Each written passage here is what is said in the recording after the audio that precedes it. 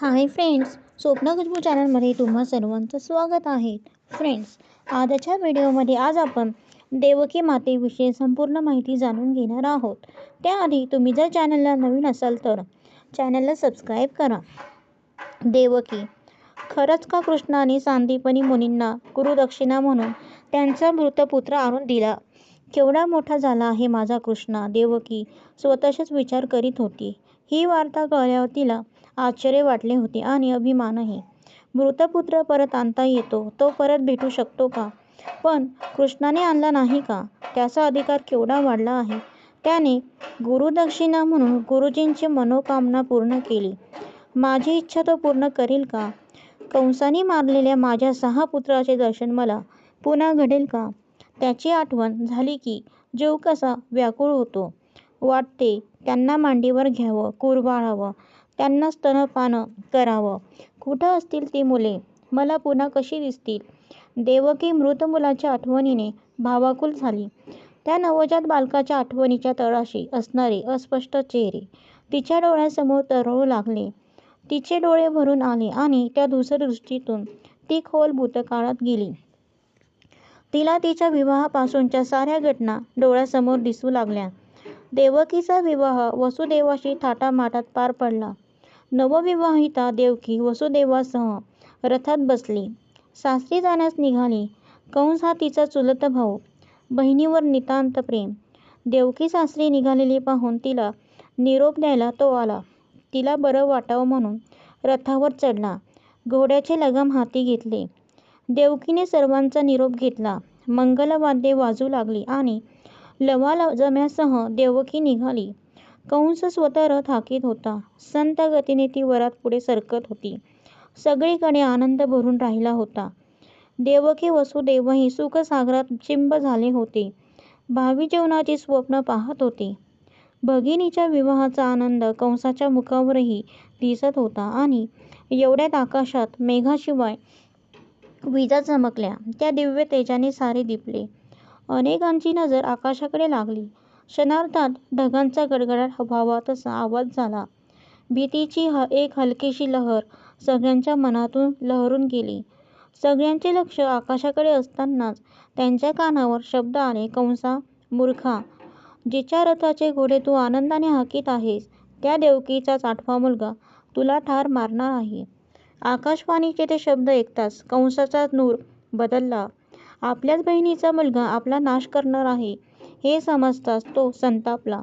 रागाने लाल झाला. त्याने घोड्याचे लगाम सोडून दिले. रथाखाली उडी मारली. तलवार उपसली आणि क्रोधाने देवकीला मारण्यासाठी उडी घातली. तलवार उपसली आणि क्रोधाने देवकीला मारण्यासाठी तो तिच्या अंगावर धावून गेला. तिची वेणी एका हातात धरली. तिला रथाखाली ओढून तिच्यावर वार करणार तोच वसुदेव विजेच्या चपलतेने पुढे सरसावले. त्यांनी कंसाला आडवीत म्हटले, राजकुमार, आपण भोजवंशाचे कुलदीपक, मोठे मोठे शूरवीर आपल्या गुणांचे कौतुक करतात, शौर्याचे गोडवे गातात आणि आता आपण हे काय करता आहात? अहो, देवकी ही आपली बहीण आहे, ती स्त्री आहे आणि शिवाय आत्ताच तिचा विवाह झाला आहे. अशा मंगल प्रसंगी आपण तिला मारणार का? वसुदेवा, हिला जिवंत ठेवणं म्हणजे माझ्या मृत्यूला जिवंत ठेवण्यासारखे आहे. कोणता विचारी पुरुष आपल्या हाताने मृत्यूची जोपासना करतील? अरे, तू जरा विचार कर.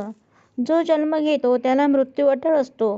जन्माबरोबरच मृत्यूचाही जन्म होत असतो. आज नाही तर 100 वर्षांनी पण मृत्यू हा होणारच. आल्या प्राण्याला जावं लागणारच. तेव्हा मी हिला सोडून देऊ असंच ना? होय कंसा, ही तुझी लहान बहीण आहे. हिचं जीवन अजून उमलायचं आहे, बहरायचं आहे. अजून विवाहाची मंगलचिन्हही तिच्या अंगावरून उतरली गेली नाहीत, म्हणून तू हिला मारू नकोस. वसुदेवाने वेगवेगळ्या प्रकाराने कंसाची समजूत घालण्याचा प्रयत्न केला. अनेक हिताच्या गोष्टी सांगितल्या, पण त्या दुष्ट कंसाची काही केल्या समजूत पटेना.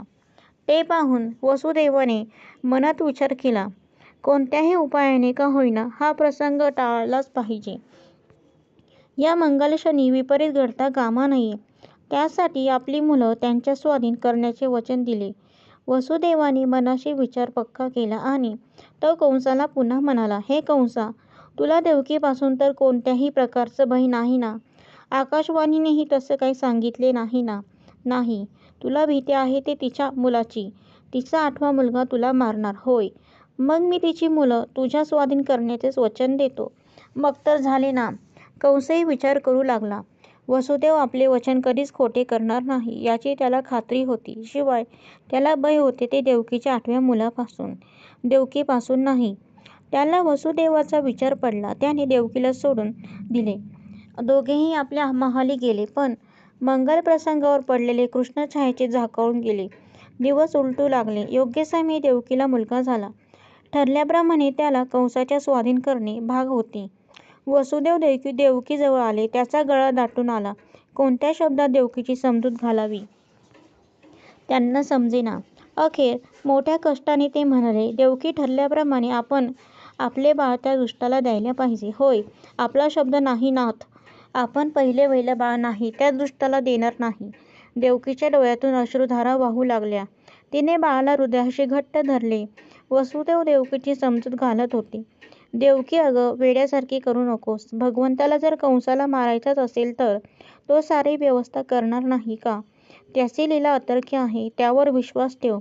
पण माझ्या 8व्या बाळापासून त्याला भय आहे. त्याने त्याचे काय केलंय खरं आहे हे जर कंसाच्या लक्षात आलं तर तो आपले बाळ परतही देईल. दे बाळाला. बराच वेळ समजूत घातल्यानंतर देवकीने त्याला पुन्हा हृदयाशी धरले. भावावेगाने त्याची कितीतरी चुंबने घेतली आणि अश्रूच्या अभिषेकातच तिने त्याला वसुदेवाच्या हातात दिले. देवकीच्या उंचवळून आलेल्या वात्सल्याने वसुदेवाचेही डोळे पाणावले. त्यांनी बाळाला अलगद हाती घेतले. प्रेमभराने त्यांचे चुंबन घेतले. त्याला छातीशी घट्ट धरले. आपल्या अश्रूंना डोळ्यातच रोधले आणि शीस भरल्या पायांनी ते देवकीच्या महालातून बाहेर पडले. बाळासाठी रडून रडून तिची चर्या कोमेजून गेली आहे, म्लान झाली आहे, अशी देवकी कितीतरी वेळ वसुदेवाच्या पाठमोऱ्या मूर्तीकडे बघत उभी होती. वसुदेव दृष्टीआड होताच तिला शोक आवरेना. तिने आपले अंग मंचकावर झोकून दिले. डोळ्यातील आसवांनी शय्या भिजून गेली. तिचे मन अंथारून गेले होते. जीवन शून्यवत वाटत होते. अशा स्थितीत ती किती वेळ होती ते तिलाही कळले नव्हते. ती भानावर आली ती वसुदेवाच्या हर्षभरीत प्रेमळ हाकेमुळे. देवकी, देवकी अशा हाका मारत हर्षातिरेकीने वेडावलेल्या स्थितीतच वसुदेव महालात आले. त्यांच्या हातात त्याचा तांब्या होता. ते पाहताच देवकी वाऱ्यासारखी पुढे झेपावली. त्यांच्या हातातून बाळाला घेत त्याला छातीशी कवटाळीत त्याच्यावर चुंबनाचा वर्षाव करीत ती म्हणाली, बाळाला परत दिलं त्यानं आता हे आपल्याजवळच राहणार ना. आता परत नाही न घेणार माझ्या बाळाला. देवकी, त्याने बाळाला घेऊन जा असे सांगितले. काय म्हणाला तुम्हाला? मी गेलो. बाळाला दाखवले. मी आच्छल्म पाहून त्याला बरं वाटलं होते. तो म्हणालाही, तू तुझे शब्द विसरणार नाहीस याची खात्री होती मला. म्हणूनच त्या दिवशी तुम्हाला सोडले. मग बाळाला पाहून तो पुढे म्हणाला, वसुदेवा, या नाजूक कोवळ्या मुलाला घेऊन जा. परत यापासून मला भय नाही. आकाशवाणीने सांगितले होते. देवकीच्या 8व्या मुलापासून मला भीती आहे. त्याने असे सांगताच मी बाळाला घेऊन आलो. देव पावला. आता माझे सोनूला माझ्याजवळ राहणार. देवकी, आता काय? तुला माहीत आहे कंस दुष्ट आहे, चंचल वृत्तीचा आहे. त्याचे मन त्याच्या मुळीच स्वाधीन नाही. तो केव्हा बदलेल सांगता येत नाही. तेव्हा नका नाथ, असे काही बोलू नका. अशा बोलण्याने माझ्या मनाला किती यातना होतात म्हणून सांगू. हृदय कोणीतरी करवतीने कापतंय असे वाटते. या शुभ्र घडीला तरी असं अशुभ. देवकी, मला काहीच वाटत नाही का? पण कंस कसा आहे हे तुलाही माहीत आहे म्हणून सांगितले इतकेच. काही काळ गेला नाही तोच कंसाचा दूत आला. त्याला पाहताच वसुदेव देवकीच्या मनात धस्स झाले. आता हा कशाला आला? आणखी कोणतं संकट आता वाढून ठेवले आहे असा विचार मनात येत असतानाच तो वसुदेवाला म्हणाला, आपल्या दोघांना कंस महाराजांनी बोलावले आहे. आपल्या मुलाला घेऊन यायला सांगितले आहे. दूत निघून गेला. देवकीने विचारले, आता पुन्हा कशाला बोलावले असेल हो त्याने? मी तरी काय सांगू? पण मी म्हटले नव्हतं तो चंचल आहे, केव्हा बदलेल सांगता येत नाही. त्यांनी आपल्या बाळाला घेतले. दोघेही कंसाच्या महालात पोहोचले. त्यांना पाहताच कंस संतापाने लालबुंद झाला. झालेला बदल वसुदेवाच्या लक्षात आला. काही वेळापूर्वी शांत आनंदी असलेल्या कंसाला एवढं संतापायला काय झाले त्यांना कळेना. त्यांना विचार करायला वेळ मिळायच्या आतच कसं कडाडला देवकी. आणते कार्ट इकडे. अरे पण दादा, माझ्या डोळ्यात धूळ फेकता होय. काहीतरी अपसमज होतोय. आम्ही काहीच नाही केलं. उलट आपण सांगितल्यावरून बाळाला मी परत नेलं. वसुदेव काकुळतीला येऊन त्याला समजावू लागले. चूक तुमची नाही. मला कळलं नाही. नारदांनी डोळे उघडले नसते तर मी भ्रमातच राहिलो असतो. नारद आले होते इथे. काय सांगितलं त्यांनी? त्यांनी काय सांगितले? माझे हित आणि तुमची कारस्थान. आमची कारस्थान? होय, तुमची कारस्थान. गोकुळात राहणारे नंद, गोप, गोपी, तू ही देवकी सगळे देवतांचे अवतार आहेत. आम्हाला मारण्यासाठी सगळ्यांनी अवतार घेतलेत म्हणे. पृथ्वीवर पापं वाढली, त्याचा नाश करायचा आहे आणि या देवकीच्या पोटी तो विष्णू अवतार घेऊन मला मारणार आहे.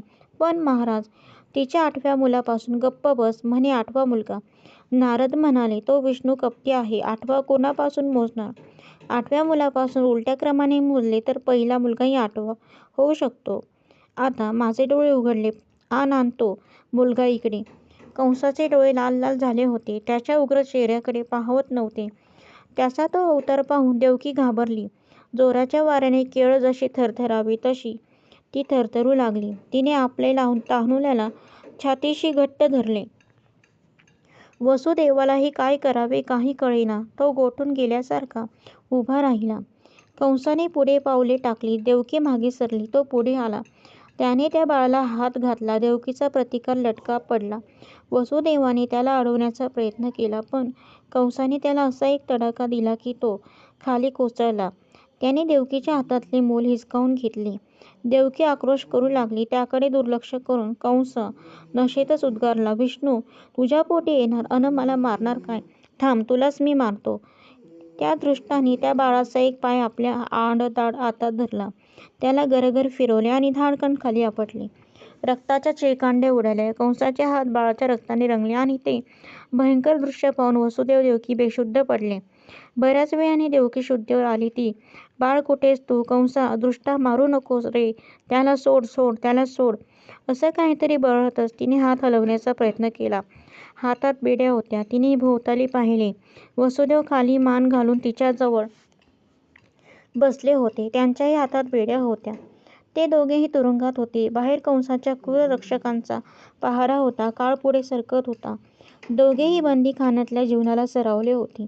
अजूनही देवकीचे दुःख कमी होत नव्हते.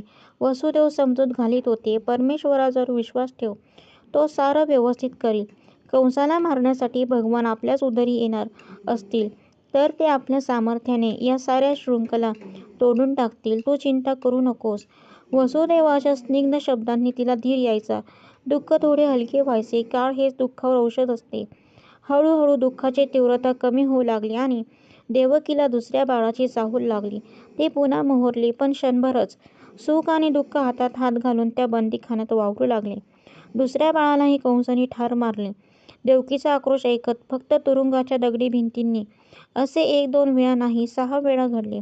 कंसाने देवकीच्या 6 बाळे तिच्याकडून हिसकावून घेऊन ठार मारली. जणू तिच्या हृदयाचे 6 वेळा लचके तोडले. क्रूरपणे, निर्दयपणे. 7व्या वेळी देवकी गर्भवती झाली. तिचे तेज अधिक देदीप्यमान दिसू लागले. पण काय होतंय ते देवकीला कळलेच नाही. नि तो गर्भ पोटातून अचानक नाहीसा झाला. देवकीला आता या यातना सहन होत नव्हत्या. ती भगवंताची प्रार्थना करत होती, देवा नारायणा, आता तू अवतार घे आणि या कंसाला दृष्टाला मारून टाक. आता मला हे दुःख सहन होत नाही रे. माझ्या तान्ह्या बाळांनी कंसाचं काय वाईट केले होते? डोळ्यादेखत त्याचा मृत्यू बघणं कोणत्या मातेला सहन होईल? देवा, त्या दुःखाची कल्पना करायला माताचं बळणं पाहिजे. तू आता लवकर या आणि या दृष्टाला योग्य शिक्षा कर.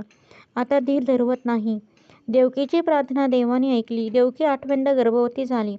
यावेळी तिच्या मनाला विलक्षण प्रसन्नता वाटत होती. तिचे तेज आगळेवेगळे दिसत होते. जणू शतकोटी सूर्यचंद्र तिच्या मुखावर झळाळत आहे. दिवस जात होते. श्रावण वद्य अष्टमीला देवकीने एका सुरेख बाळाला जन्म दिला. थोड्याच वेळात वसुदेव देवकीला भगवंताने आपले चतुर्भुज रूप दाखवले. पुढचा मार्ग सांगितला. थोड्याच वेळात वसुदेव त्या बालकाला घेऊन गोकुळात गेले. नंदपत्नी यशोदाही त्याच वेळी प्रसूत झाली होती.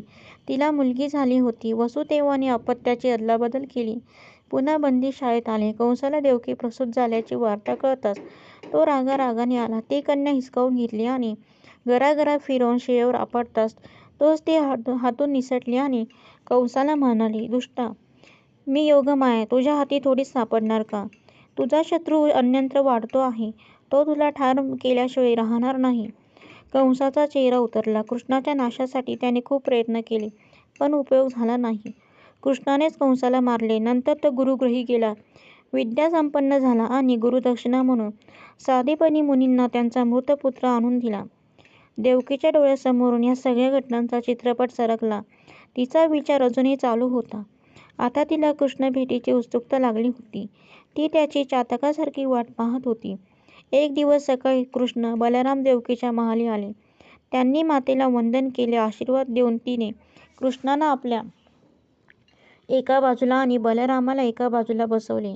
देवकीच्या मनातून आपल्या मृतपुत्राची स्मृती जात नव्हती. तिने कृष्णाकडे बघत हाक मारली, कृष्णा, मी असं ऐकलं की काय गुरुगृही तू विद्या संपादन केलीस आणि गुरुदक्षिणा म्हणून साधी मुनींना तू त्यांचा मृतपुत्र परत आणून दिलास. खरं आहे, त्यांनी आणि गुरुपत्नीने आमच्यावर मुलासारखे प्रेम केले.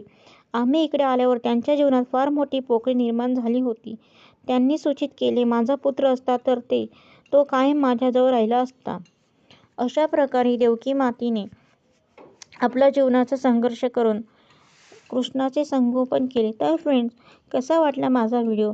तुम्हाला जर माझा व्हिडिओ आवडला असेल तर लाईक करा, शेअर करा, सबस्क्राईब करा. पुन्हा भेटू एका नवीन व्हिडिओसह. तोपर्यंत बाय.